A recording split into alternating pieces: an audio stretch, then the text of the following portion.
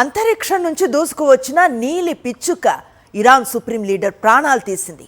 Middle ఈస్ట్లో యుద్ధం తీవ్ర స్థాయికి చేరేలా చేసింది. ఈ బ్లూ స్పారో ఇజ్రాయెల్ వద్ద ఉన్న అత్యాధునిక బాలిస్టిక్ మిసైల్. దీంతోనే ఖమేనీ దాక్కున్న అండర్ గ్రౌండ్ బంకర్ను పేల్చేశాయి సంయుక్త బలగాలు. అసలేంటి బ్లూ స్పారో ప్రత్యేకత? ఇరాన్ రాడర్ దీని కదలికలను ఎందుకు పసిగట్టలేకపోయింది?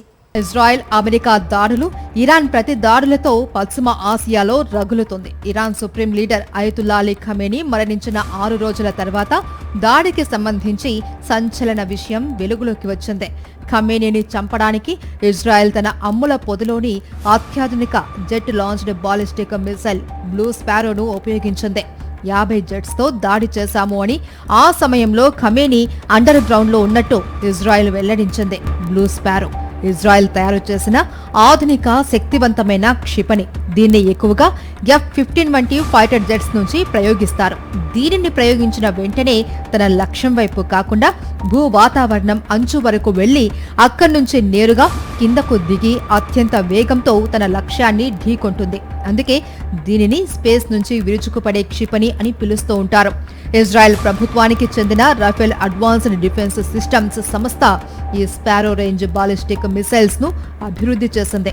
ఇందులో 3 వేరియంట్స్ ఉంటాయి: బ్లాక్, బ్లూ, సిల్వర్. ఇందులో బ్లూ స్పారోను ఖమేనీని చంపడానికి వాడింది Israel defence force. Blue sparrow క్షిపణి 2000 కిలోమీటర్ల దూరంలో ఉన్న లక్ష్యాలను ఢీకొనే సామర్థ్యాన్ని కలిగి ఉంటుంది.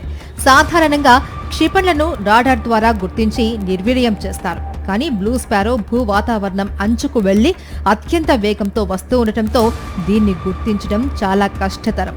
బ్లూ స్పారో దాదాపు 1.9 టన్నుల బరువు, 6.5 మీటర్ల పొడవు ఉంటుంది. ఫిబ్రవరి 28న టెహ్రాన్పై అమెరికా, ఇజ్రాయెల్ జరిపిన సంయుక్త దాడుల్లో ఖమేనీ చనిపోయారు.